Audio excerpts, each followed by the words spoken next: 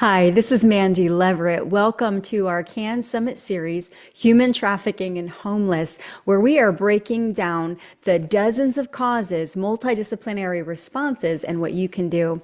Today's focus is human trafficking and homeless, including incarceration and addiction. And today we've got Dwayne Leverett, who has been a chaplain in the Bergen County Jail for decades, and he's served in multiple ways. We've got Corey over here he is in Jersey. He is a graduate of Teen Challenge. He's got lots of experiences, but he was helped, and now he's a leader in recovery. Am I getting it right? Celebrate Recovery. And then we've got his wife, Brianne, and she has been a longtime leader of the Hoving Home for outreach, but now she is serving Evangel Chapel as outreach and town liaison. And then, of course, our very own Sean McKillop. He is rolling with tech today, but we thank him for helping us in so many different ways. He's based out of, as our CAN abolition advocate, based out of Little Egg Harbor Township New Life Community Church. And again, I'm Mandy Leverett, the director of CAN. Dwayne is the co-founder of CAN, and we have served in so many different ways together. And I'm just so excited to introduce my friends to you. And I want to just start off by saying how we all met. How I want to hear the story behind how Brianne and Corey met. And so I guess we'll start. If you guys want to unmute yourself, you guys want to share sort of your journey and how you met and how you've intersected these two topics that we're covering today. I'm going to hand it off to you, Brianne. Go ahead. Well, I'd appreciate it, Mandy, and I'll try to be short-winded on this one. Me and Brianne, we met because of actually it was a recovery event that was thrown by a personal friend of ours, Pastor Pete Gatto from South Ridge Church. He runs a program called Our Hub. It's called Recovery Hub. They use the Celebrate Recovery curriculum. And it's similar to Celebrate Recovery for those that know Celebrate Recovery, which is Christ-centered. He was throwing a banquet, and Don Wilkerson was the co-founder of Teen Challenge, was the guest speaker, who I happen to be friends with and who's a mentor of mine. And I was actually invited to go to that event.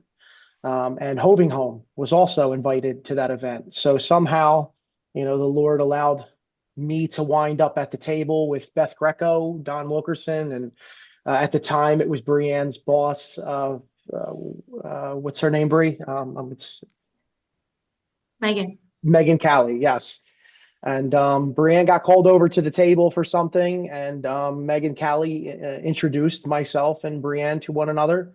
Neither one of us were actually supposed to show up that night. That's kind of the cool thing about it. Like I got a last minute invite. She wasn't supposed to be there because of an outreach. And after I met Brianne and encountered her, I decided to reach out to her. We happen to be friends on Facebook because of mutual connections, and that was all she wrote. The Lord had plans from there. Awesome. Is that the truth, Brianne? Tell us the real story. Yeah, no, it is. He tells that very well. Yeah, I had gone through the program a few years prior to that and had sort of not been looking for a husband. Had really been surprised when the Lord brought him into my life, and we kept him front and center and chased after him together. And we've been married now for not even 2 years, so it's very new, still newlywed stage. Almost two, yeah, Almost April. two. So yeah, now we can do ministry together. So it's really cool. That's awesome. Dwayne and I kind of shared in the first break. I'm not going to repeat how we met, but funny thing, which connects with you guys. So your church had a CAN abolition advocate, actually a couple, and their first outreach was in Newark, New Jersey. We connected them. It was a street outreach they wanted to do. And so we connected them with Paul Valerius.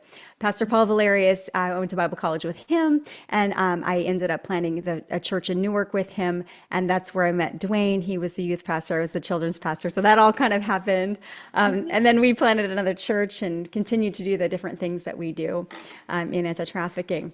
For us, our journey really intersected Hoving Home in particular because for almost 50 years, it had served our entire state, but a lot of our victims couldn't leave the state because of parole or custody issues. So we really needed a location for females with that high success rate in the state. And it takes decades sometimes to build those relationships. That even though they were just like 45 minutes north of the border in New Jersey, they had relationships with all of Camden's systems. And even South Jersey, all of South Jersey, they had within the jails, within the detox centers, even law enforcement, when they do prostitution sweeps in Camden, they would say, do you want to go to Hoving Home or do you want to go to jail? And so they would give them the option, even though, and that's kind of unheard of, to refer outside of state. So that was, again, you can't, I mean, it takes so long to build those relationships. So we had a strategic partner for opening a location, but we didn't have the location. And our journey took us early 2000. The Lord assigned us, we helped build a comprehensive response to local human trafficking by equipping the church to lead community from prevention to survivor reentry. And back in the early 2000s, when the federal law went forward, the Lord assigned me to open at least 2 survivor homes. And I had this little nest egg. It was my inheritance, and that was what I was going to use to open the first survivor home. And circumstances just came about and just kind of took away that nest egg. And I was just like, Lord, you said I can do it, and you took away the only thing I had to do it. What do I do now? And He really pushed us into a model that we use today, where literally I was like, what do I have left? And that was like the Lord saying, what do you have left? And I began to look at the resources and relationships. And it's funny, in the Bible, from Genesis to Revelation, every time God led someone to lead people out of slavery or prevent it, God used what was in their hand at the time. And for most of them, it was the tools of their trades. So long journey. The first victim of human trafficking I assisted was, in the 80s on the West Coast. And back then I would just use what I had, and it just happened to be the right stuff. And so all these years later, building, developing, and with this new assignment to open at least 2 survivor homes, I'm like, okay, what do I do now? And so what was interesting is I was kind of on a mandate. There were 5 different organizations that were praying very different prayers. But opening the New Jersey Hoving Home was the one solution to all of those prayers. I'll just break down to give a shout out to all those that were involved. So of course, Hoving Home. So Hoving Home had served the state for almost 50 years at that point. And then, of course, CAN, and then Calvary Temple, Pastor Tom Kyneth wanted to open, he really wanted to do like a dream center approach. And we were trying to do it in a one location. We looked at many different locations, but then we just decided to do it as a church in multiple locations. And they were missing the female resource. And so they were looking for that. They had a couple of false starts with that. And so their board brought me in and said, can you figure out a solution here? And so first I asked, because Dwayne, for those of you who don't know, Dwayne, his old roommate actually, well, let me just back up. So the first teen challenge in the state of New Jersey wasn't run by New England Teen Challenge. It was run by our district, and it was in Newark. It was actually where I lived back in '98. Brianne, remember when you, for Seek and Save, you tabled at that in the Vailsburg section? It's the block over where the old Teen Challenge building used to be. It was actually a home that was used for interns and different people. And I was there waiting for the parsonage to become available in Livingston.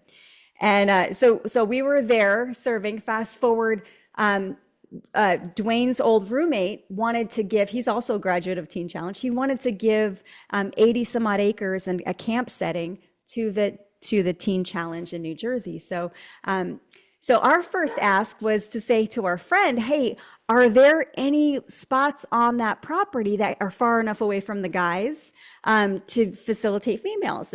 And he said, actually, yeah. And so he had an intimate awareness of the way everything was, laid out. And so we asked, that was the first ask. And so they said, no, we don't want to go in that direction. So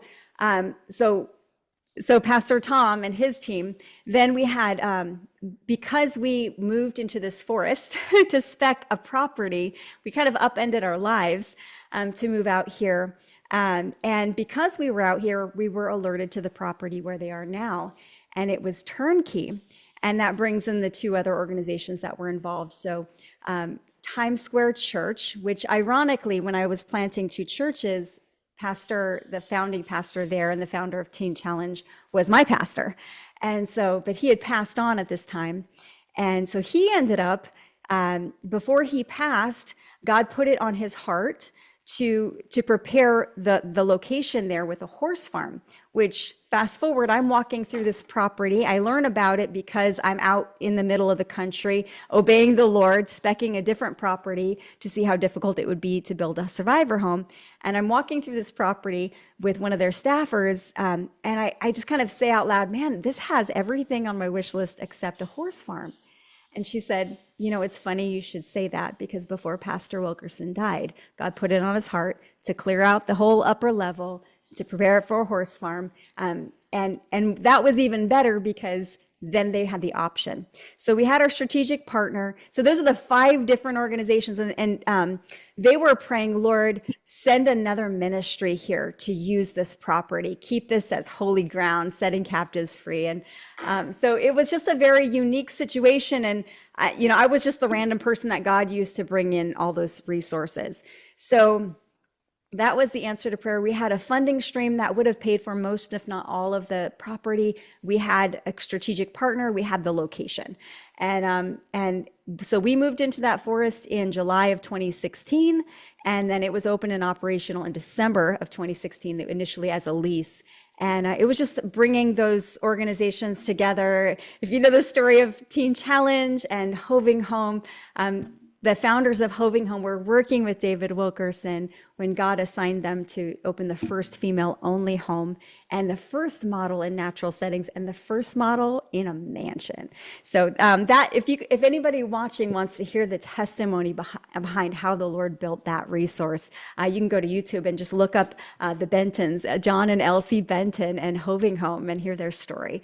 So that's kind of how we all came together. Dwayne has served on the national board. We've served locally. And then what was funny is when I called Beth about the local, and she was the first legacy leader. So when I first called her, she said, actually, Mandy, I have not even told my board this, but God has given me an assignment to open at 50 years, 50 states. And I don't know what that means. It kind of scares me. And so then we brought them down, and it was just a beautiful, confirmation on so many levels of what God was doing, and it just happened very quickly. And so we just see what God has done. The first executive director, a different Megan Rafferty, within a couple years, it had already served, a 35-bed facility had already served over 100 women. So we were just so grateful for what God was doing there. Our teams also opened reentry homes and different resources. So I was fulfilling my assignment. Hoving Home was fulfilling their assignment. Calvary Temple was fulfilling there. It was just a beautiful, holistic God moment. And that's how it began there. And so we're going to talk, I want to talk to you guys about how you have encountered first the addiction side of things. Because addiction in and of itself is a vulnerability to human trafficking. Sometimes addiction is the why people get involved. But because we're talking about causes to homelessness, in that context, we see homelessness and addiction really, it's like a dance almost. And we have I'll just read them right now real quickly. There are dozens of causes of homelessness, but again, the very causes of homelessness sometimes can be the causes of addiction. And so I'm just going to read the ones I have on this list real quick. And I want you to listen for the ones that ring true with either your story, your experience, or those you've served in these different aspects of ministry we're going to talk about. But the traveler syndrome, injury, illness, fire, hurricane, tornado, floods, mudslides, eminent domain, unemployment, underemployment, disability, inadequate or no retirement, inadequate life insurance, death of a caregiver, parent or spouse, gambling, injury, mental illness, PTSD, government government, excuse me, government experimentation, closing of government shelters, closing of government mental health institutions, predatory lending or the housing bubble, gentrification, inflation, garnishment of taxes, child support, government-backed loans like student loans and SBA loans, bankruptcy, pandemic, pregnancy, unplanned pregnancy, no family, orphan, foster, widow, layoffs, incarceration, lack of essential skills, disability, lawsuit, medical debt, prejudice, drug addiction, alcoholism, arson, aging out, trauma and unhealed trauma, SA, pedo, war, debt bondage, labor trafficking, sex trafficking, forced marriage, phobias, persecution, unsafe shelters, no place for pets, cults, imprisonment, domestic violence, no health insurance or mandated fees, no disaster, fire, or flood insurance, infectious disease, federal and state block of relief reaching victims. We saw that in North Carolina, especially eviction, rent increases, mold or lack of shelter maintenance, hoarding, mass contamination, multi-generationally taught behaviors, and mortgage fraud. So that's a whole lot of causes, just sample causes of homelessness. For most people, it's one thing, but a lot of people, it's multiple things that can cause homelessness. And homelessness is that vulnerability to human trafficking. But many of those things are part of the causes of addiction. So I want to hear from you guys. What was your journey? What was the cause of your personal addiction? What are some of the causes of addiction that you see in the people you serve? We'll start with you, Brianne. Yeah, so as direct program care for a program that helped women leave lives of addiction, domestic violence, trafficking, and enter into a life of freedom, I think as a whole, one of like the number one triggers that land in substance abuse is trauma. That is always, I think everybody on some level either has a simple or a complex trauma that then they self-soothe and self-medicate. They run from it and try to find a healing in their own sense. For myself, on a personal level, it started on like an experimentation, just being young and doing what was socially acceptable, kind of just trying to fit in. So I think it was more of maybe my sense of lack of identity. I think that was always something that I could always kind of string everything back to, not really ever knowing who I was or what my purpose was, always played huge factors into it. I think, they say about like a third of the homeless are directly related from substance abuse. So that kind of puts it into perspective. And if you took it homelessness and broke it down, I think there's like 4 different categories of like the severity of the homeless situation, and substance abuse probably fills like 2 of the qualifying factors, I think I would assume. So yeah, for me, I didn't end up homeless until the last 4 years of my addiction. So one of the stages of homelessness was hidden homelessness that isn't tracked. So if you looked at it from that view, I was homeless for about 10 years. It started as couch hopping. It started staying with friends, losing my own residence, losing my apartment, and then always just trying to like gain some sort of stability and always failing because drugs had always just inundated every aspect of my life. Brianne, can I ask you how you initially first lost your housing? Like, what was your experience with that? So First time? sure.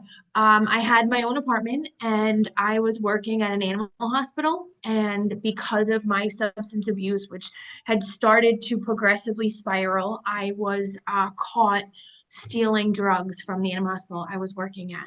So not only did I lose my employment, but I was charged with theft and receiving stolen property and theft of controlled substances. So that was a felony charge. Due to some heavy grace within the court system, it was dropped to misdemeanor. But due to that, I could no longer provide an income for that immediate, like I couldn't pay my rent. It happened immediately. So my father let me move back in. So that was sort of the initial, I was in my early 20s. And that was about the first time that I had had my independence and lost it due to my addiction. Um, Can I just say, for those of you who know Brienne, she is an animal lover. Like, I know because with the Hoving Home, it's kind of in the like, and she's like, oh, if an animal's eating an animal, it's like, oh, like, it's yeah. painfully like she is an animal lover. And it's interesting. I worked in healthcare for many years, and I worked at one healthcare facility, and there was a woman there, a nurse, that was also her family ran a feed store. And so she was like, oh, you can get antibiotics. People may not be aware that all of the medications that people take, you can get them in animal facilities because they take all of the same medications, just different doses and things. So I just Yeah. wanted to kind of put that like in perspective for those that are listening. And so and we've heard that scenario time and time again for nurses and others that they when they have sometimes it's a surgery or something, and then the medication that they were given by their doctors to overcome a surgery, all of a sudden now they're back at work, but they're in pain and nothing is cutting the pain. So then they start taking the controlled substances that they're managing. So in that context, it is not unusual whether it's something that an addiction that started because of a surgery or because of the pain of trauma, like Bran, you said, and it's interesting. You also mentioned identity. One of my favorite trauma trainers, we actually got her in, we did 3 trainings for the Teen Challenge 60th anniversary in DC back. I think that was in 2018. And she's one of my favorite trauma trainers. She's a missionary with Times Square Church. And that's what she says. She says really essential to overcoming trauma, especially the deep trauma of human trafficking, which there's usually twice the rates of PTSD as combat military. So very high trauma is identity, right? So it's just interesting. You would mention that I didn't know who I was. And so so identity can be the cause of diving into the addiction, to diving into the things that cause the vulnerabilities to human trafficking. So I just think I wanted to just pause what you're saying to kind of jump on what you're saying, because that what you're saying, Yeah. you're really dropping a lot of like wisdom there. And I wanted to highlight that. So sorry to interrupt. No, it's okay. Once drugs take in the order of priorities in your life, once drugs become a major component to that, other ones take the back door, and paying bills, being able to manage money, you just lose a sense of stability in all regards. And once I was purchasing drugs and the tolerance, you're spending more and more money on more and more expensive drugs, uh rent, finances, trying to manage a budget, it all sorts of it takes a back door to where your money is going. And that's exactly how that happened when I was working at the animal hospital. So that was the first reason why I became homeless, was then. I wanted just to go roundtable. I know we haven't heard parts of Corey's story yet, but feel free, anybody who wants to share how you first encountered addiction. Because, I want to hear about, like, even Sean, I want to hear kind of how you first encountered, because addiction is so common. It's like everybody knows someone struggling or has struggled themselves.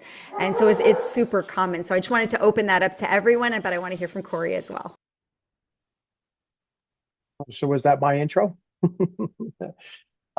So, everybody has their, drug addiction. There isn't any kind of box, right? Drug addiction doesn't have its picks. It can take anyone from any environment, any cultural background. We know that. It doesn't matter where you come from, how you were raised.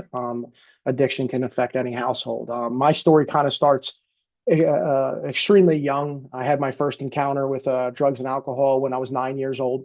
I was just a, kind of a lower middle class kid, in a decent neighborhood outside of Philadelphia. My mom and my dad were drinkers in terms of not alcoholism, but just kind of the average party people.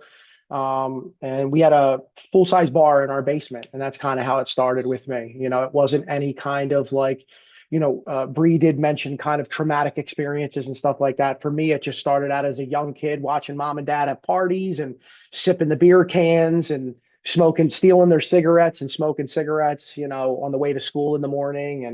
And that's what kind of started it for me. But in that experience, for whatever reason, I didn't let it just live and lay there. I continued. I wound up having friends who had older brothers and sisters who were smoking weed, selling weed, stuff like that. Nothing really ever kind of hard drugs as I was younger, mushrooms and that kind of stuff. Just experimenting, wanting to be cool, wanting to be part of the crowd at a young age. And I think kind of those encounters with the alcohol and that feeling of, again, I wasn't running from anything or running from any trauma, but it just felt good. Be having a little buzz felt good. But that kind of progressed as time went on. And I started to have more behavioral problems. I was kind of like a super hyperactive child, and my mom and my dad kind of couldn't control me. I was a little wild in school. No, I have no reason why. I can't explain it. I was a wild boy doing wild boy things, right? And I can see that. I think they're on my screen, the two of you are across each other. I'm like, that's trouble right there, Dwayne and Corey. So that's kind of and my mother got involved early on, I think, because I was kind of uncontrollable. And my mom got us involved. Back then, it was that whole push for the ADHD. People were being diagnosed with it. They started experimenting with Ritalin and Clonidine and all these medications that were kind of coming out in the early 90s. And I was kind of one of those experimental children. So I started going to like children, youth, and family services counseling sessions. And that's kind of where things took a turn for the worst. My mother kind of took some recommendations from some of the counselors. Well, let's put him away.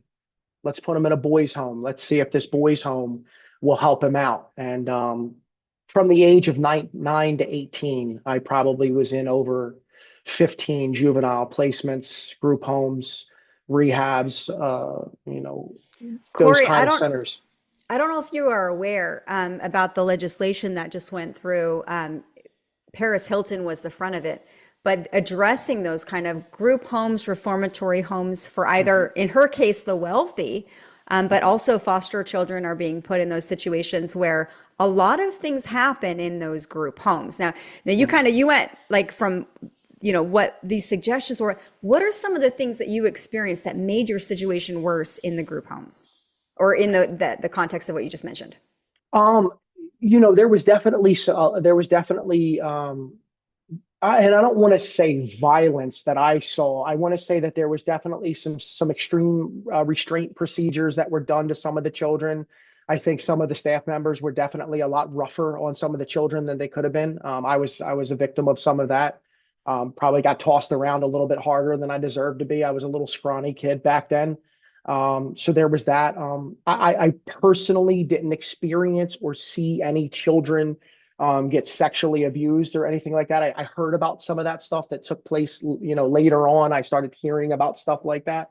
I wasn't a victim of that, but that was definitely something that I could see happening in there. So there was that. I mean, depending on the placement that I found myself in, whether it was a maximum security facility or kind of more of a lax, I wound up in some of these places with young gang members and stuff like that. And so there was violence. I was subject to getting into fights or being forced to have to fight because it just was what it was. It was either be bullied or fight back. So I was forced to be somebody that I wasn't. I was a good kid. In terms of like, I was a jokester.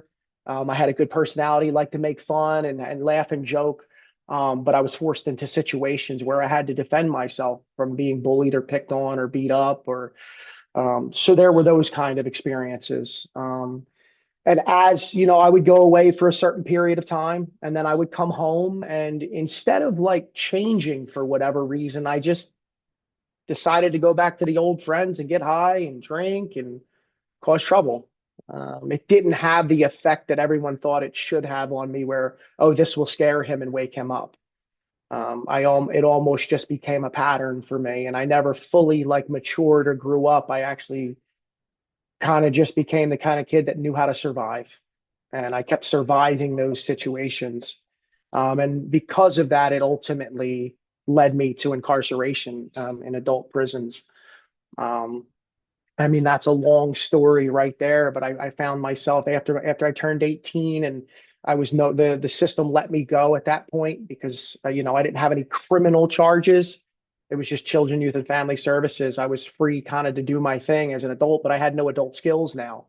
I was this surviving broken young boy that had struggled with drugs and alcohol and had in essence been abandoned by his mother and father, and had no skill, didn't know how to be loved or give love or be a man, or and it ultimately led me to prison. And from the age of 18 to 29, I spent 11 years of my life in prison. So I your experience was what they talk about, that pipeline, right? That Yes. pipeline.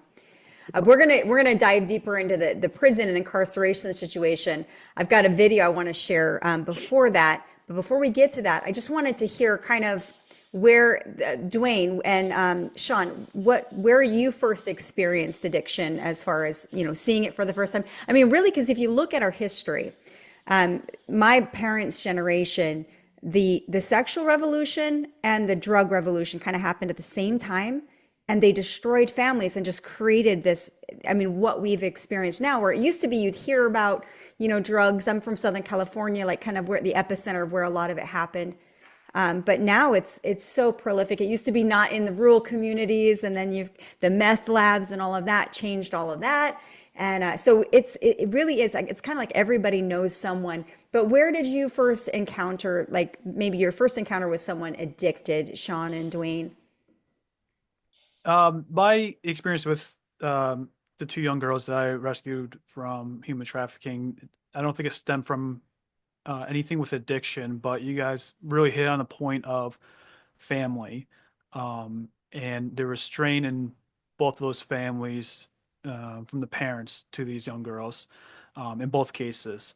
And I don't know the full stories behind. One of them may have been addiction related, but really, these two instances of human trafficking, which basically came out of homelessness, or also led to homelessness, was really because of the family figures. The parental figures were not present. Maybe they were physically there, but whatever had caused the strain, whether it be addiction from from family member or whatever, was those things were not present in the two victims that I had known, as far as I'm aware.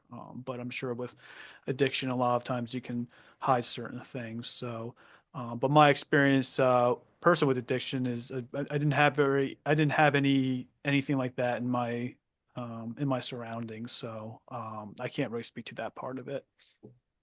What about you, Dwayne?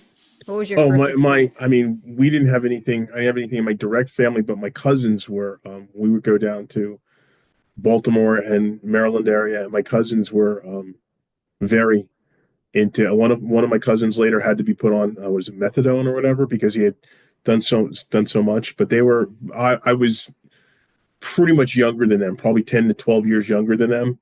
And so I saw a lot of stuff with when we would go there. First of all, they would like treat the little kids, the 7 and 8 year olds, like games. So they would take out of their minds. They would take, I don't know if you ever know what a cherry tomato is, and they would try and see if they can knock us down by throwing them at us as we're running away. So there was a lot of their minds weren't straight. My experience with them, just doing a lot of crazy things, and they were always in trouble. They were always out of money. They were always looking for a place to live because they had done it. So that was my real first experience with it. Not as a kid, not really knowing what was going on. But then later on, my parents worked in, they were chaplains in the jail, and so that was when I started seeing some of the other folks come out. And then when I was a chaplain for 21 years in the jail, we had a behavioral health area that we would have to do the ministering in and go there. And so behavioral health, drug and rehab recovery, both of them in the jail. So I guess the biggest thing is the hollowing of the person is, I guess, from what you see in a jail more than anything else. And it's drug addiction.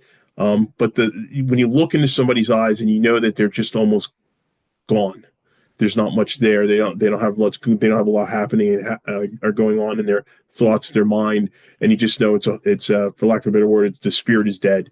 That was what I had dealt with for 20 years is in the jail when you do ministry in the drug and rehab, and even in the behavior health. It's just, and a lot of these guys, when they're homeless because they're just gone, and some of the things that they think, their thinking process isn't straight. Their thinking process doesn't make any sense. When you're like, well, how did you get yourself in here? What happened?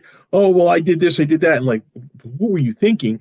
And they weren't. So that's been my biggest experience, is just seeing how, there's several of them, but the jail would have their own programs, and the programs aren't as strong as some of the Christian programs. Let me rephrase it. The jail's programs aren't efficient at all. They're just an insurance program, and so you need something else to come. So they're part of their, how we're going to help is we're going to have the chaplains also do some type of services for them, and it was just, but their programs really weren't much of anything except somebody sitting there and making them do some programs that they can do, like in book work and what have you. And we're going to dive into the incarceration aspect in a moment. I will transition to that, but I know for you, the stories that I've heard and even seen, Dwayne, sometimes domestic violence and self-medicating with alcohol, and that led to extended stays of family members at your house and protecting family and all of that. As someone that, I mean, to me, addiction, I was raised in it. I was raised around it. It was, to me, that I hear those family stories and I'm like, oh, that's addiction. But would you say that as a young person, even you were around it, some of the abuses you saw, even while you were down south with your. Well, there, and I want to clarify, there's a difference between drug addiction and just mean people. And so some of my cousins and family were just mean people.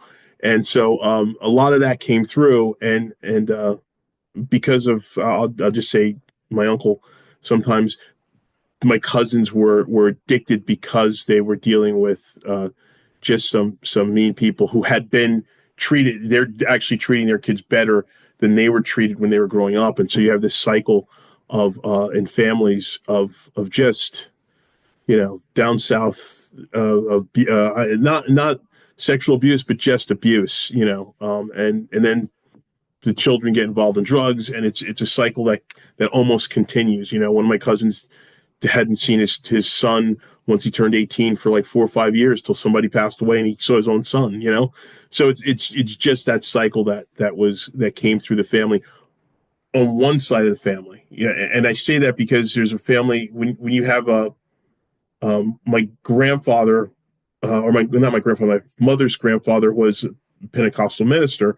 When you have that, you have the family almost splitting into several different shoots, where you have some that are following after the Lord, and some that kind of step off, and some that do other things. And so you see one part of the family in this situation, and then you see another part that's following after the Lord with all their heart, all their soul, and it's a big difference. It's a real big difference when you encounter them, when you come back to them. So I think sometimes when you have walked through addiction, it is a lot easier for you to spot like when it's normalized in your culture, it's so easy for you to spot you can walk in a room and be like, okay, that I recognize those behaviors right now.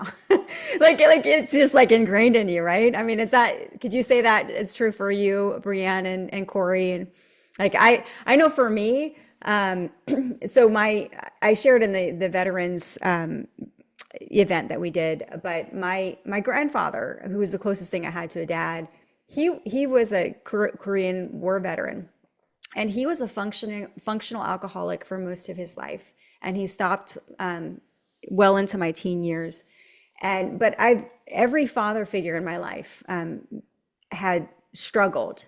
and addiction came into their lives for different reasons. And I mean, my family was on a really great trajectory. My parents were high school sweethearts. They got saved in the Jesus Revolution.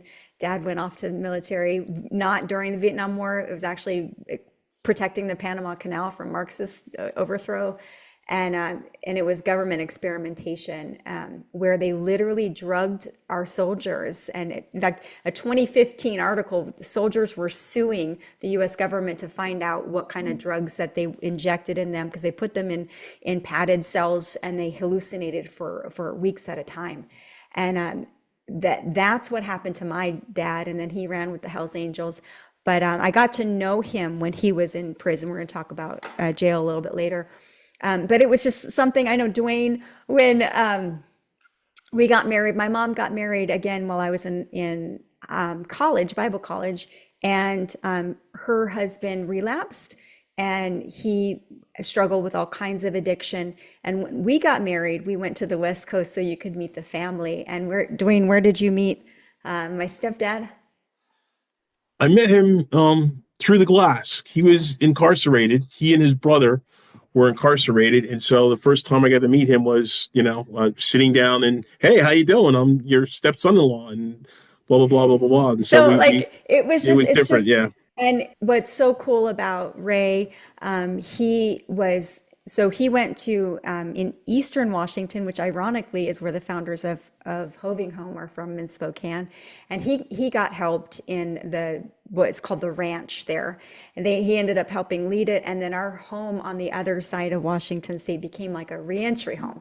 So this topic of addiction, again, my mom, she had 2 PhD parents, she was on a great trajectory, but because of the drug revolution and the sexual revolution, it really just blew up. I think it impacted the West Coast immediately more than the East Coast, but it's all over the country. And so we see that, and of course it leads to incarceration. So I'm gonna have, can you share that second video, Sean? And we're gonna hear about some vulnerabilities in the incarceration. This is a 6-minute video. I want y'all to listen up. It's not really the video, it's just what's being said. It's T's hands, so.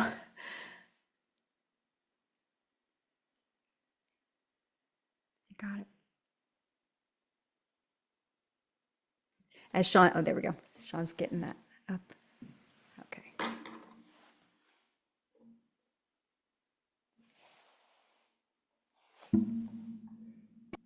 So I'm here with my friend T, and she was just sharing her story about the horrific situation that started with her from 11 until her adulthood, and how the system failed, and how at every turn in her life, a trafficker or an abuser was there to meet her. And I couldn't help but wonder, what if the church showed up instead of that trafficker? So T, can you kind of just take us briefly to that point when you're 11 and the things you were facing and the kinds of ways that the bad kind of people came into your life? When I was around 11, I was removed out of my home because my mom was having a relationship with a younger man. My parents were divorced, so I would go to school, but I always found the wrong crowd, and I started drinking and smoking, and my mom would be like, you can't live here, so I ended up out on the streets. Out there on the streets, I was introduced to, I lived in a highly populated gang area. So from that time, I'm an only child, no family, no brothers and sisters. I was always looking for friendship, and I was, in runaway shelters. And in the runaway shelters, I met a girl who had a boyfriend who was a lot older, so we ran away together. And instantly, from that day, I realized that if I gave something up, that I can get something that I wanted. We were taken to the neighborhood where it was a gang area, and introduced to people who show you, hey, you can fit in or whatever. But slowly it was like, it was a favor for a favor. And being that I always had to stay in people's houses from that time on, I learned that if I gave something away, I can stay there for a night, or I can take a shower, or they would give me a change of clothes, or I can get a ride, or and ever since then, you know, I was always put into runaway shelters that counselors will tell you, if you want some cigarettes or whatever, come meet me here or meet me there, or so even at that point, in the runaway shelters, Yeah. and in the system, Yeah. what if the church showed up? I know a lot of churches right now are getting into the foster adopt situation. I know that there are various programs like dream centers and stuff Yeah. that are targeting that population to say, hey, we'll be your family. And that's one important place where the church can show up. But you were talking about, even fast forward, you've been in jail, in and Yeah. out of the jail several times, and within the systems, the drugs and the things you could get better, and different drugs that you could get on the streets in jail. So there's corruption throughout. And you were talking even about the bail bondsmen. Oh, yeah. And we were talking about how when you're dropped off and when you finally got out, who was there to meet you. Can you kind of explain that situation? Oh, absolutely. First time I went to jail, I was 18 years old, and the way the jail system is it releases you at midnight, or after you get taken out, it's after midnight. And so you're taken out of the jail, and there's no phone. Of course, you have no money. Of course, you don't, have cell phone or any kind of way of contact. And there's always these men or these taxi drivers that are sitting outside because they know that you're getting released. And so you're sent out there into the middle of the night, wanting to go home to where you are, and the only thing you know how to do is ask for a ride. And of course, with the ride comes a favor. So they'll pick you up, and there's been instances where ladies are being raped, where they're being murdered even. There's serial killers out there that stalk the jails waiting for us to get released. And I can't tell you how many times in and out of jail, when I would get out of jail, there was always somebody there to give me a ride, and it wasn't who I wanted it to be. So I read an article recently that kind of sparked this conversation, that traffickers, because the information is made public, Yeah. when you have a charge against you when you're in jail, your personal information, your address, where you live, all that information is made public. So traffickers know that. Mm-hmm. They'll look into that. They'll send you letters, strangers, and they'll put some money in your account, and they'll start to be your friend. And so that you verify that's a Yeah. regular thing. And I couldn't help when I was reading that say, what if the church showed up there? What if the church became pen pals and began to love people right there while they're in their most lonely, hurting place? What if they were the ones that scheduled and picked them up and brought them to a safe place at 3 o'clock in the morning when they were released from jail? What if the church? I just kind of wanted to put that visual, that thought out there. But you even mentioned about the bail bondsmen, that they're a part of the system too. Sometimes there's corruption there. Can you explain that? Yes, well, one of my times while I was incarcerated, it would go around that if you wanted to get out of jail, to call a specific bail bondsman, because all you had to do was sleep with him and he would get you out of jail. And so you call, these girls will recruit in there and tell you, oh, you can call this bail bondsman, and he'll come down and meet you, and if he likes you, he'll bail you out. But what happens is these girls become enslaved to him, and he owns these girls because with the threat of, I'm going to send you back to jail if you don't do what I want. So the bail bondsmen themselves are traffickers. Yes. And so in the system of the jail, the people that are allowed to flow in and out, they're part of the problem as well. So what if the church showed up in that way instead of the predator? Yes. So these are just areas that I just wanted to put out there. I don't want to make a super long video, but I want to thank you, T, for helping us and bringing some credibility and a face to this, or hands to this. Yes. Because I know that you're fighting against this, and you're advocating for a lot of women and people that need help, just like you need help. And so what we do with Church and Community Abolition Network is we help equip the local church to do anti-trafficking. And so I'm hoping that we can come up with some solutions and flip this avenue of predators going after the people that are hurting in jail. What if the church went after them and brought the love of Christ and help and became like the Samaritan, the Good Samaritan? Thank you all for listening. Please share and help people become aware of ways they can make a difference locally, even through the jail system, to end slavery and to help heal the wounds of human trafficking. So T was 11 on the streets of Norwalk, California. I was on the streets. She's about my age. I was on the streets of Norwalk, California at the same time. And the only difference between me and her is I had a supportive family, as broken as we were. And so that's how easily people, and that's how our systems, like Corey, what you mentioned about, your experience in some of those systems and how it led you to incarceration. One of the solutions that we came up with, our approach, is we call it the Can Sisterhood, is we help churches, women's ministries begin that relationship with their county jail women who are incarcerated to give them another option.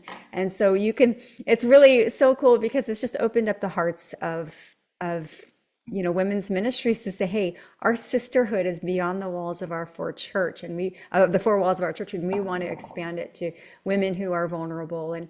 And so many people that are incarcerated have drug-related issues that got them there.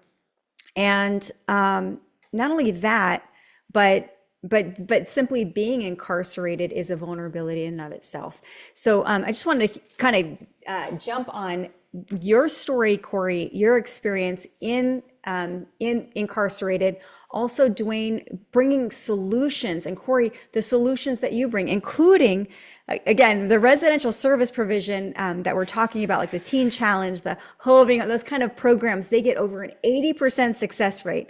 But when you can't be in a physical program, the resource that Corey found while he was incarcerated is an amazing resource, and sometimes is used even after someone graduates out of a residential program. So I just want to hear about your journey, Corey, in the jail, and maybe some of the issues that were good, bad, whatever. I want to hear more about like your incarceration situation. Yeah, sure. So I went into prison 6 months after my 18th birthday, after I got released from the juvenile system. There was really no one there for me in terms of people that I would allow to be into my life. There were people along the way that tried to help. And for whatever reason, I don't have the answer for you. Maybe it was a defense mechanism that I let no one in, or just kind of just relied on the survival mode that I was in, but I never truly ever allowed anyone in. There was definitely help, like I said, but I did 2 separate sentences. There was a 3-year sentence from 18 to 22, and then literally after I got out of prison at 22, like 90 days later, I went back to prison for 8 years straight. So. My first encounter with prison was in the state of Virginia. I had committed an armed robbery down there. Long story, all drug related. I was on drugs, alcohol. I was under the influence when I robbed the store. And I went into prison. I went into Lawrenceville Correctional Center in Brunswick County, Virginia. And it was like the wild, wild west in there. And Dwayne could probably speak to this, can agree with me on this. There's a huge difference between the programs and the things that you receive when you're in a county jail versus being in a state prison. It's a big difference. But anyway, so I go into prison. I had the county jail experience down there in Virginia. Huge gangs. I mean, you had your out. All the gangs that you can mention were in those prisons. I'm an 18-year-old young boy, don't know nothing about, the gang life. I mean, being in the juvenile system kind of prepared me for survival, and being around them kind of people, but this was to a whole nother level. And to be completely honest with you, when I got into the state prison system, it just got worse for me. I actually encountered hard drugs for the first time. I smoked crack cocaine for the first time in Lawrenceville Correctional Center in Virginia. I snorted heroin for the first time in my life in prison. You could get drugs just as easy in there as you could in the streets. My experience, I don't know many other people's experiences, is I kind of got lucky. I kind of got in a negative kind of positive way. I got kind of scooped up by some old heads who had been in the prison system for a very long time, and they kind of took me under their wing. Don't ask me why. And I believe that God protected me in many ways, even though I was hanging out with people doing the wrong thing. Because I could have been sexually assaulted. I could have been abused and used. I was a little guy, very little. I was 145 pounds soaking wet. I was a feisty little guy, but you can get overpowered very easily in there and taken advantage of. But these guys kind of taught me how to survive in the negative way. I started selling drugs. I started running football tickets, gambling and, that kind of thing, with this crew of men. And I just kind of got worse. I never really got better. And when I got out of prison in 2000, I went in 2002, got out in 2005, went back to live with my mother and father in Pennsylvania. And 30 days later, I was smoking crack again. And I wound up robbing a store. in the state of Pennsylvania. Got arrested, and this was a little bit of a different experience. There were programs in Virginia. Don't get me wrong. There were programs, drug and alcohol programs. There were resource programs. There was colleges. There were all kinds of programs. I just never partook in any of them. Pennsylvania was a different experience. I encountered the Lord when I was in the county jail in Pennsylvania this go around on the way to my cell to commit suicide. God divinely intervened and stepped into my life in a moment. I get teared up every time I talk about that. He encountered me on the tier on the way to my cell to end my life. Nobody invited me to a Bible study. Nobody told me about God. And that afternoon, I wound up in the back of the little chapel. It was a Sunday after I had just been sentenced to 8 to 16 years in prison. And I heard about Jesus, and that kind of changed the trajectory of my life in prison. And to the experience in prison from that perspective was a little bit different. There was this change that had occurred. The Lord had come into my heart and softened it, and had given me a reason to live. But there was a lot of things that I was left with. I was left with anger and abandonment and all these other kinds of things that somebody would deal with that had never dealt with before. So it's this onslaught of encountering Corey and all the brokenness that Corey had suffered through all those years. I took advantage of all of the programs and the churches and Celebrate Recovery and all of these things that the world was opened up to me inside of prison, and I saw. And again, it changed the trajectory of my life in prison. And for the first time, for the next 8 years, I never touched drugs ever again. They were offered to me at every turn. I watched people in there around me while I was on this path of getting my life together. I watched people get murdered. I watched men hang themselves. I watched men get raped in there. Not physically watched it, but could hear it, could hear the sounds of it and knew what was happening.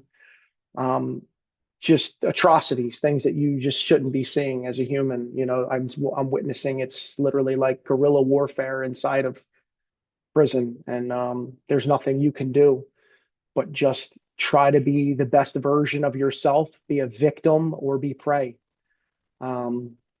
You're predator, prey, or a protector is the way that I like to say it. And I protected myself, and I helped protect those that were around me by trying to better myself.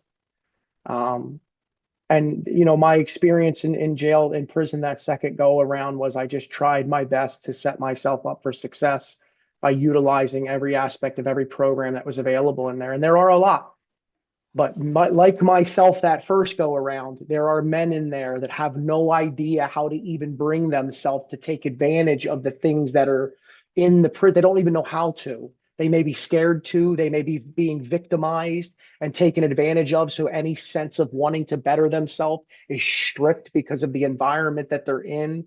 They become weak and vulnerable, and don't then see that more as something that would have people want to come after them and attack them and abuse them.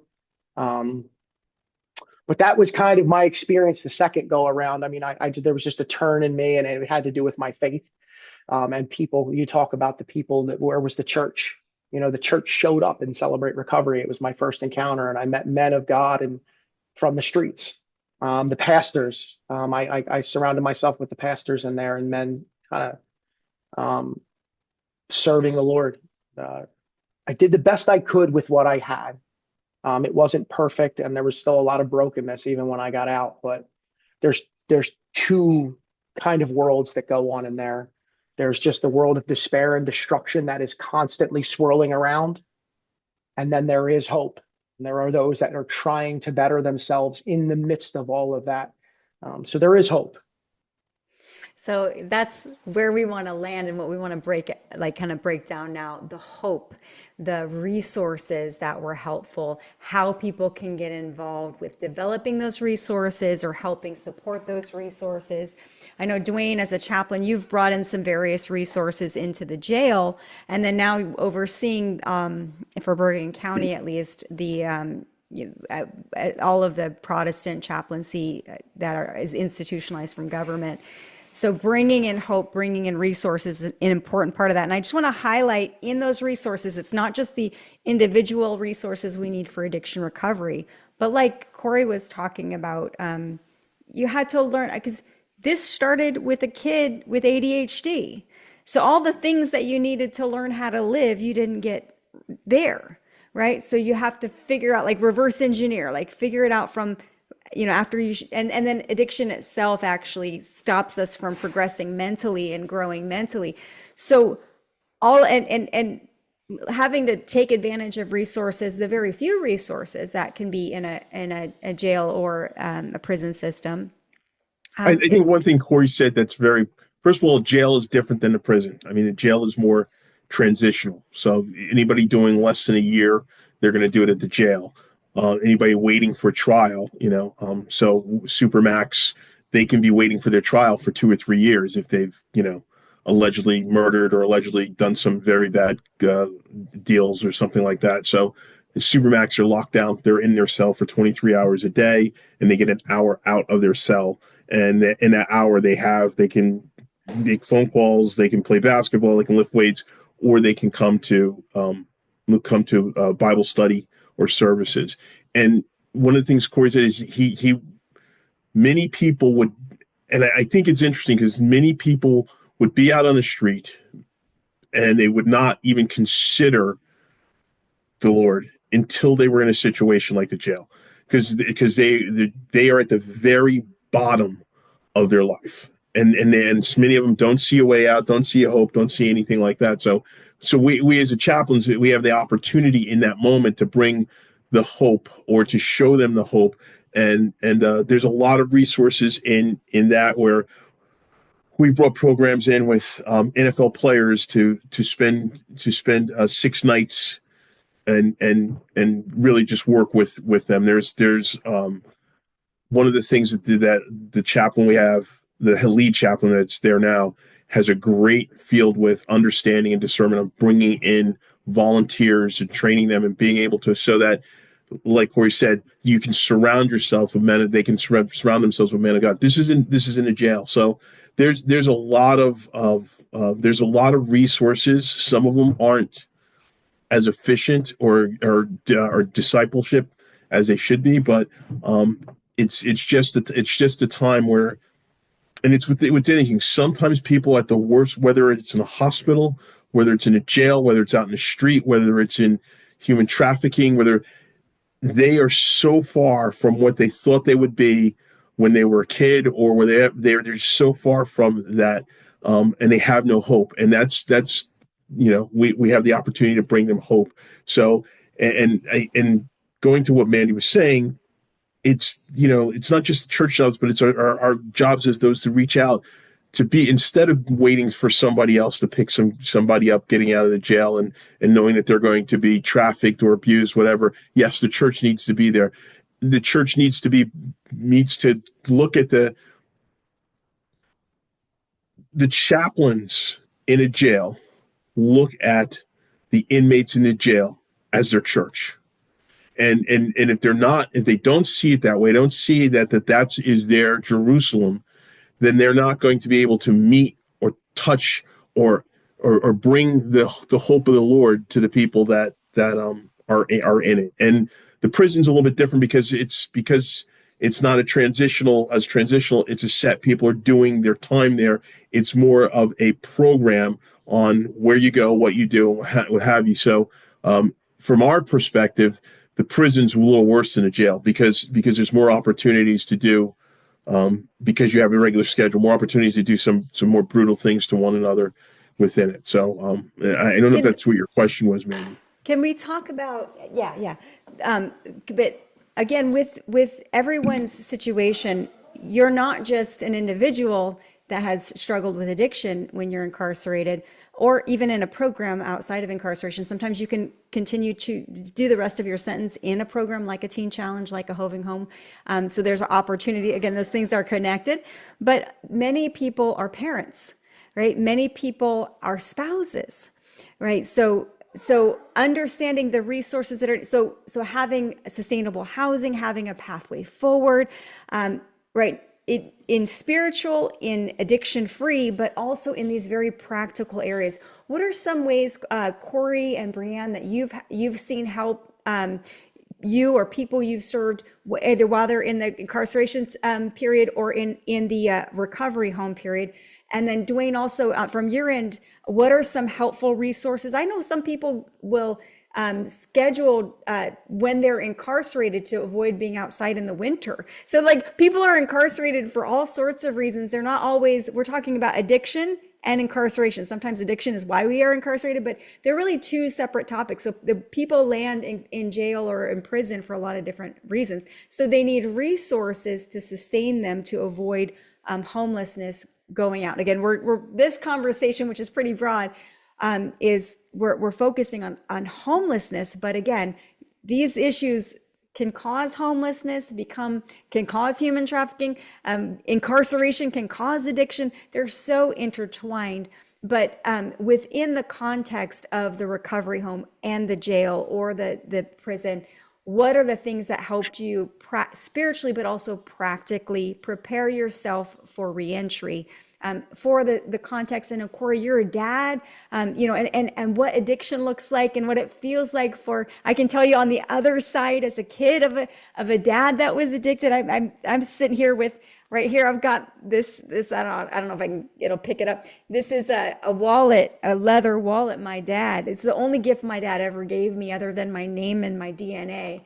And it's on my mantle in my house because it's so precious to me. But as a kid of someone who is addicted, of someone who is incarcerated, what are the resources that help you bridge that to the good part, the hope of this story?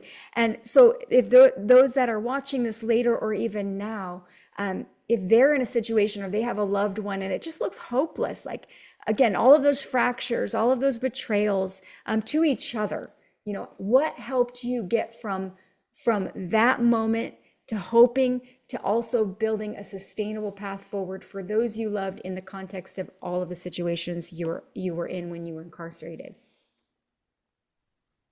I mean, I could speak to a phone interview that I had about a year and a half before I was getting released from Graterford Prison in Pennsylvania. I had a phone intake with Pennsylvania Teen Challenge, and I actually had gotten accepted into the program upon release from prison. Now, some certain events happened where I had to go through a process of other outside programming that was required by the prison before that could take place that I didn't know was going to happen. And I never wound up at Teen Challenge. But to start there, to segue into what I wanted to say next is that, there was the opportunity to go directly from prison into a Teen Challenge program. Like, that is an availability, especially for men who are looking for a faith-based option that encounter the Lord in there or are looking, and it's long term. So it gives you housing and food and clothing. Like, they're there. And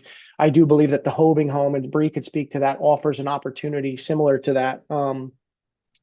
But fast forward however many years later, because of that phone call, when somebody told me years later after I had fallen again, that you need help and I know of a place, and they mentioned that same Teen Challenge 9 years later. It was I remember that was the day that the Lord called me out of the pig pen, and that I came to my senses and remembered that I had a father at home that was waiting on me. And there was Teen Challenge. The phone call was made, and that home was still available to me. And that was what that doorway opened up the real change that happened in my life and my walk as a believer. And you talk about being a father. Thank God my daughter, fortunately, was young enough that she doesn't know, what I went through. But as a dad, I remember that little girl being brought to Teen Challenge and given an opportunity to spend time with her father. And, she thought Daddy was going through school, which he was. He was being schooled by the Lord and in life and in the Spirit of God to grow up to be the man that she has today. So I'm just grateful for Teen Challenge and what was offered to me. And because of that, my daughter has her father back. That's so awesome. Um, I Go was ahead. going to mention something, something that why Hoving Home and Adult and Teen Challenge, like why they have an 82% success rate is because the gospel creates a heart change. And I think whether it's in prison, county, a long-term faith-based program, that's what your hope is that that gospel changes their heart perspective. It changes their desires, their priorities, and creates like a need for stability. And to just kind of how you could parallel the two, I think, at the end of Hoving Home, the program takes a serious focus on like financial independence and career readiness. And so the programs that are offered in institutions that provide those open up a doorway to not return to past behaviors. And I think the greater chance that people have to succeed in life is when they can financially support themselves and or family, and the other basic need is housing. So then what does that look like coming out of a prison system when you've just done anywhere between decades to 3 to 5 years, where now you want to do life, but you have no idea how to be an adult, a Christian. I mean, Corey experienced that. He came out of prison, had no idea how to be a Christian man in the world. And so the discipleship that begins in the prison must continue. So however that looks, like I know, I have a couple partnerships with like these heavy they're like reentry programs. There's a couple of them out in Pennsylvania that they grab women straight out of county jails, prison systems and things like that, and they put them in a home, and they go from being in jail with some responsibilities and some independence, and then they go in a program and they're all removed from them. So now they get angry and resentful, and they're looking at this, well, hey, I was almost more independent in prison than I am in now, but no concept of their need for it. So that's the piece that I think if they implemented before they're being released, like, yes, okay, you're ready to conquer the world in so many aspects of your life, but let's learn how to be a Christian, learn how to be a godly woman, a godly mother, like in the next stages before you enter into that lifestyle. I know, I never did prison time. I was in county. I remember taxi drivers sitting outside when they released. That was a couple of years ago, so I hope they don't stick with that protocol of releasing a woman at 2 a.m. But sometimes it happens, and so I've experienced that. But I didn't have any stability, so I always just went right back to the life that I knew, no matter how long I was away. I hadn't gained any whereabouts. I never attended a chapel service. I was never talked to about with chaplains. So I skated through those resources, probably chose not to go to them. But I think a lot of times like that discipleship has to be continued, must be provided beyond that, and just pray that the lady has good soil for it to land on. I want to just highlight, in case someone is unfamiliar with the programs you guys mentioned. Do you have to be a Christian to go to these programs? No, you do not. You could walk in as an atheist like I did. So there are really very few things that would keep someone from going to these residential service provisions that get such a great high success rate. So one of the things I wanted to hear from Dwayne, I know as a chaplain, Brianne just mentioned, I didn't hear from the chaplaincy. Can you explain the process, at least in the jail, when you get in, kind of how they have to make some decisions right away, whether they would have access to some of these resources? In the county jail we come from, at what they call when they're bringing you on, when they're onboarding you, when they put coming in, they give you a list of what are you? Are you Catholic, Protestant, Muslim, Jewish? And they give a few more, and none or other. So if you put that you are Catholic, when we are doing the services, we have to go and get a list, or the corrections officers will check. And if they didn't put Protestant on their list, they can't come to a Protestant service. They have to wait for the Catholic. If they're Muslim, if they put none or other, they can't come to it either. So it's something that has. So now they can fill out a form though to request a private consultation from the chaplain. So then you go and they say, well, I wanted to go here, but they wouldn't let me.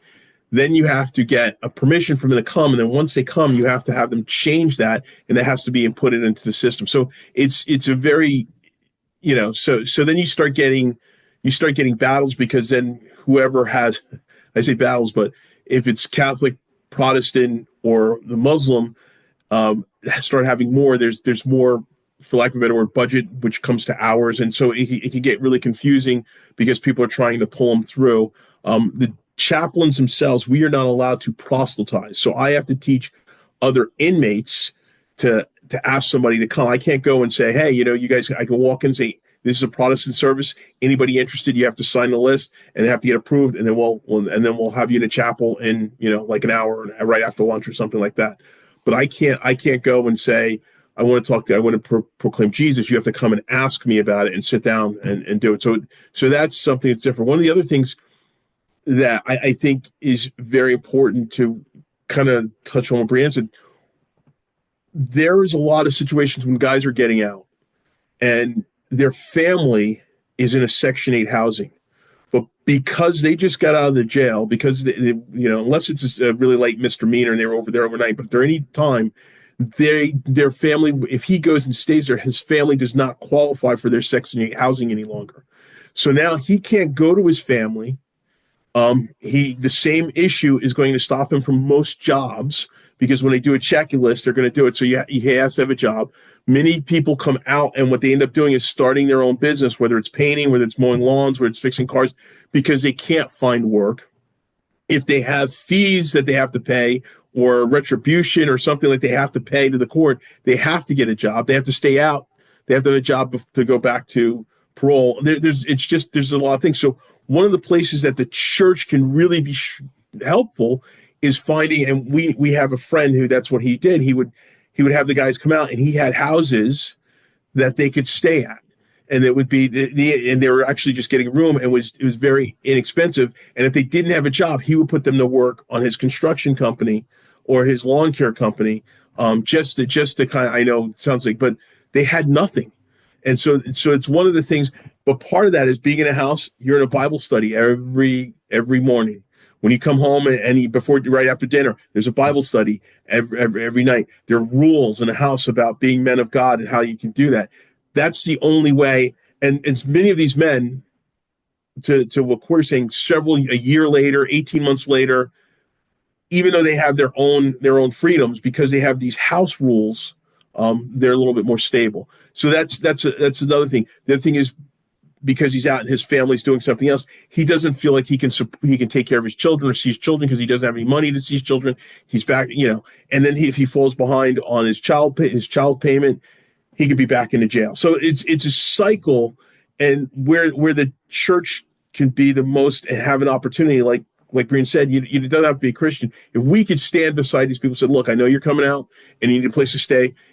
We're not putting you in a hotel, but we have a room with, House of Men, and there's an opportunity for you to work, whatever. If you don't have any skills, we have whatever, from washing dishes or busing to whatever, but it's a job, and it'll keep you out, but you have to follow these rules. I think those are the strongest things that we have happen, because when you're in the jail, it's very easy to be, I don't want to say be a Christian, but it's very easy for these guys to get exposed to a lot of religion, or a lot of, and then, like they said, when they get out, they don't know how to apply it, they don't know how to use it, they don't know, and they walk away from it. So we have to have, like you're saying, you have to have a point that you can step out and you can go. There are houses, there are places that can do that, and that's one of the biggest things. But there's still not enough. There's just not enough, because so many guys come out and they try to do it on their own, and they're back in, and like, what happened? You're gone. Well, I didn't have a place to stay, so I needed some money. So I started walking by, I saw some stuff in the cars again, and I broke some windows to take some stuff, and I picked some stuff up. I tried to get it, and that's when I got caught.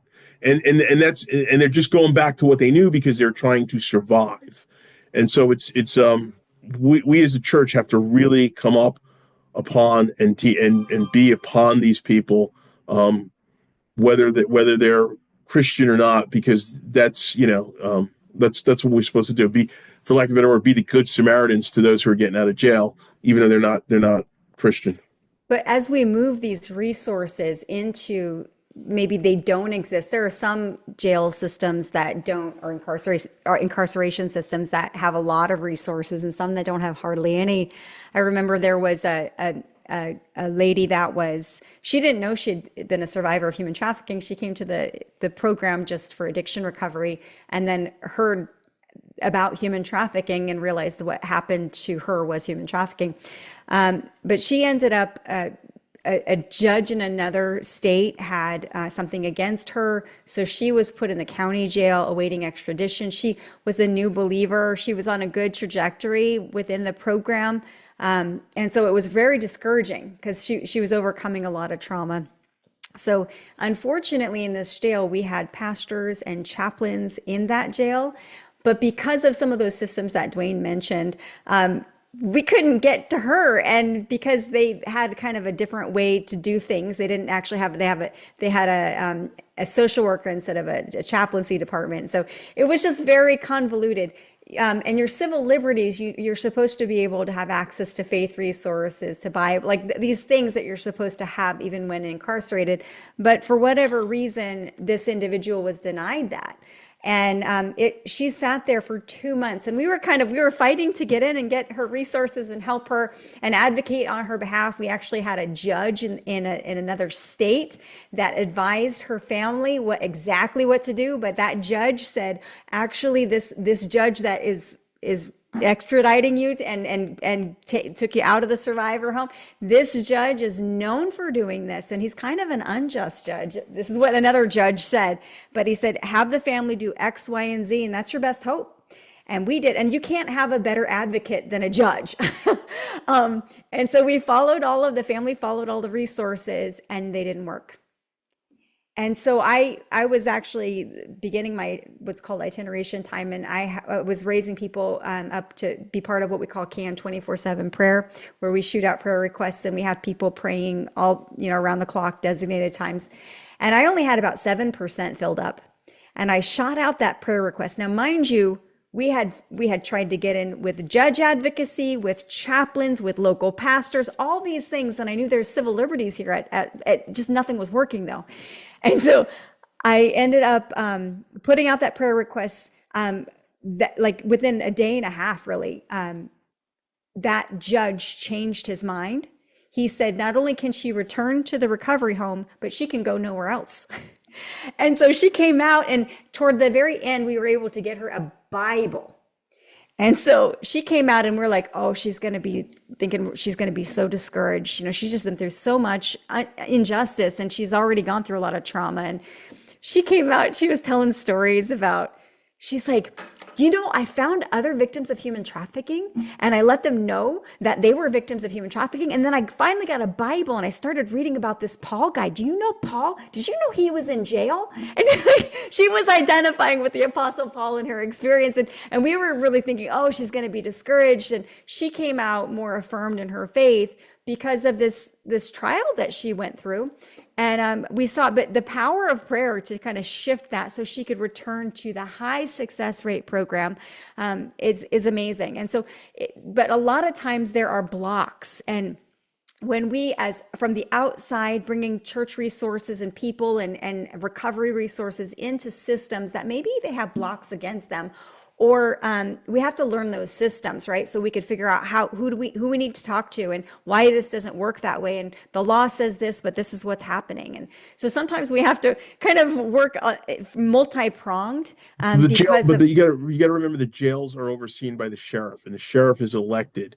So he's not somebody else. So most of the county jails are overseen by the sheriff, and he's elected. So the way the sheriff runs the jail, in some cases, he has a warden, and the way the warden runs the jail, or the way the undersheriffs run the jail, it reflects on the programs that are allowed to be in or not allowed to be in, or how the programs work. If you have some situations where you have a strong, solid Christian sheriff, and everybody down the line is strong, solid, you're going to get a lot of Christian programs in the jail because they're going to see what happens and they're going to expect it. If you have somebody who is Nothing. He's not an atheist. He's not. He might be agnostic, but they don't believe in a lot of the programs work. They think there's a lot of hype. You're not going to see a lot of programs come in. So part of it is having an in with the people in the jail. We were lucky. We were able to do that in our particular. As a matter of fact, earlier this month, I had me and the chaplain and somebody else. We had a meeting with the sheriff to do some other programs. But it's how the sheriff is going to see. And so part of this, and I'm not trying to get political, we have to support the right people in the right places so that we can also see that. It's just, so everybody says they're a Christian, that's fine, but what does their church say about them? When we start looking for some of these people, we have to be sure. And then sometimes it's just the way the government oversees the jail. It's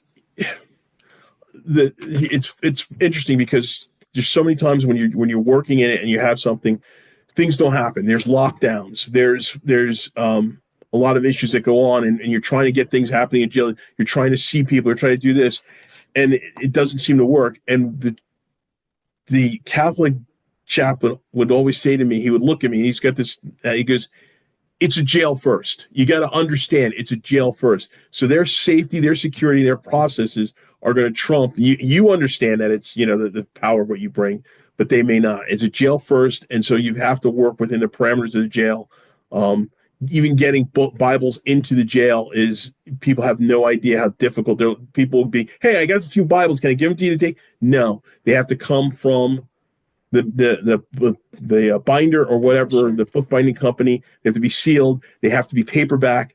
The jail will open them up. They'll look at each one of the Bibles and determine if they could come in. So somebody's trying to send in Bibles, it's not going to work. Somebody trying to send in hardcover books, it's not going to work. They don't even have pens. So there's a lot of processes that you need to have somebody in the jail and also in the prison that can work through a lot of the weighted things, because the systems are designed for the security of the jail, and the systems are designed for the security of the prison, and they really don't care about anything else.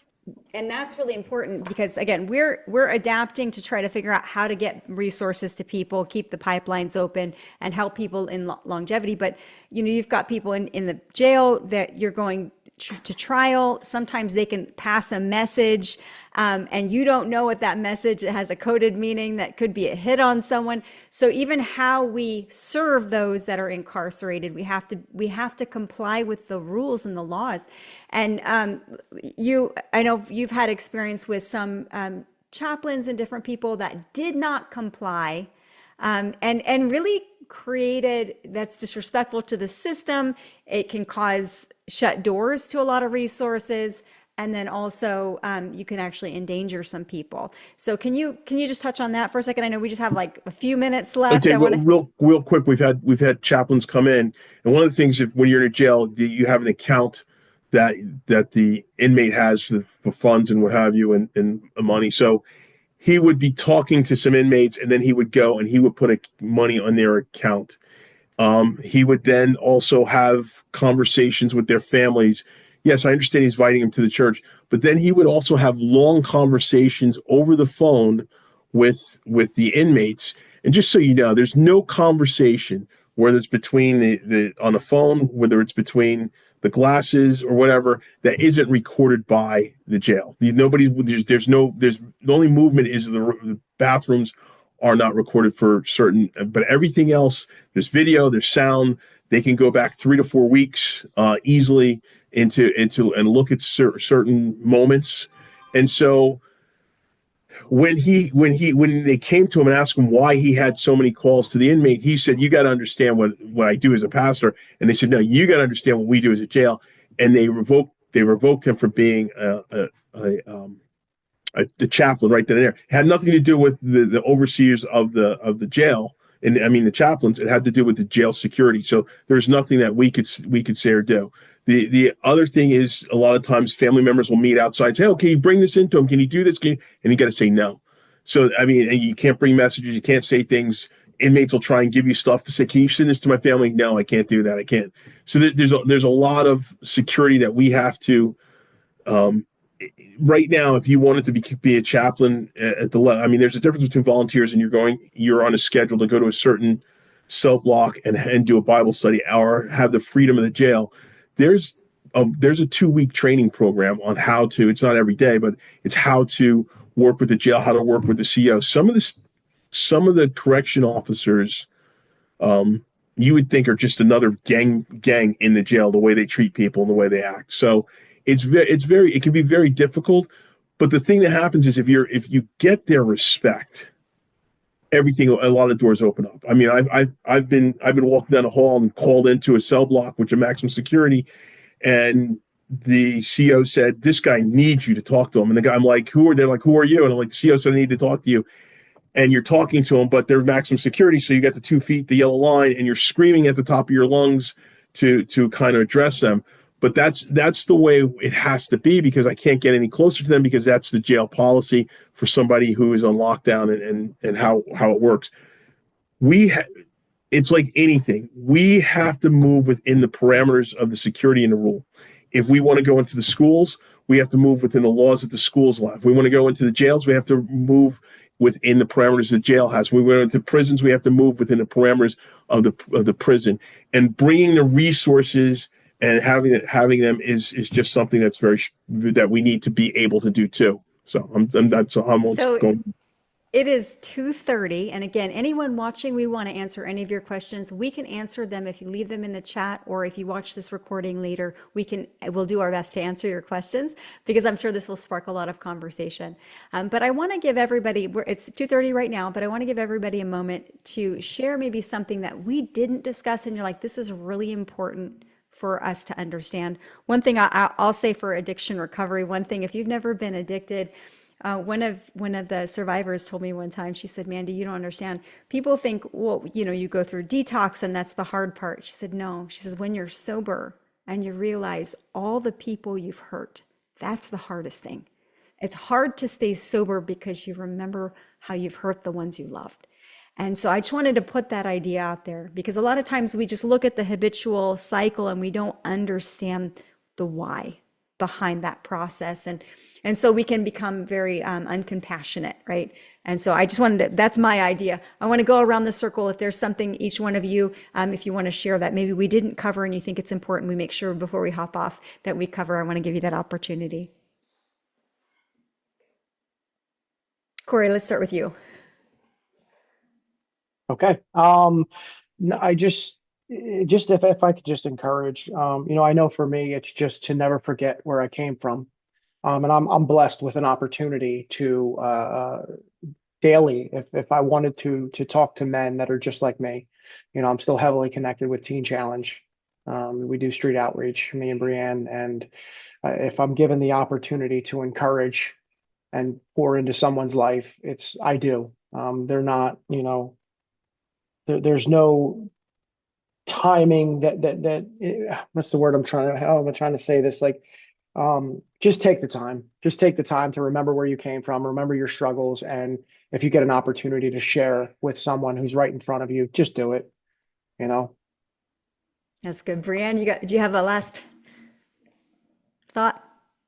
I think as we come along and lift up each other's arms in this process, for somebody that is looking for hope, give them a purpose, point them in the direction of something worth living for, something worth accruing, things that they're not willing to give up. Create atmospheres of like stability and responsibility. And I think reminding them, like Corey said, like that, they're never alone, and whether it's jail, whether it's addiction, whether it's trafficking, domestic violence, whatever that is, whatever barrier that the world has put in front of them, that the Lord can knock down, and that is available for them when they're ready. So good. There's hope now. Dwayne and Sean, any last thoughts? I'm not seeing any questions in the chat, so I just want to thank our guest today, and it's so good to hear your success story from everything that's happened to where you are. And I just want to encourage you that through Jesus, everything is possible. And even though the experiences that you've had were tough, I'm positive somebody else can relate to it and your story will resonate with them. So just praying for continued success for both of you. Awesome. Dwayne, do you have a last thought? Yeah, just the I think the one thing that no matter where, whether you're in jail or whatever, is the hopelessness. And we have the answer for the hopelessness.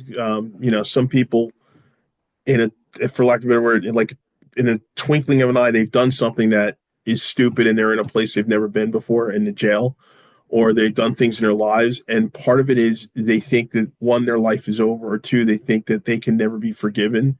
And it's just hopelessness, and we have the hope of a future. We have the hope in Jesus Christ. We have the hope, and all those things are forgiven. And so the one thing that I always remember is that there's no such thing as hopelessness when Lord Jesus Christ. There is a hope for today. There's a hope for tomorrow. There's a hope for eternity. There's a hope for all that in Jesus. So that's the biggest thing I would take, that it doesn't matter what you've done. We're talking to Corey and Brian here, and the Lord has done some incredible things in transformation of our lives. It doesn't matter where you've been, what you've done, what you've seen. It matters that you have the hope in the Lord Jesus Christ, and through Him, there's opportunities for us to have a different life, no matter where it is. And and we need to proclaim that as Christians to the hopeless, those who are the hopeless.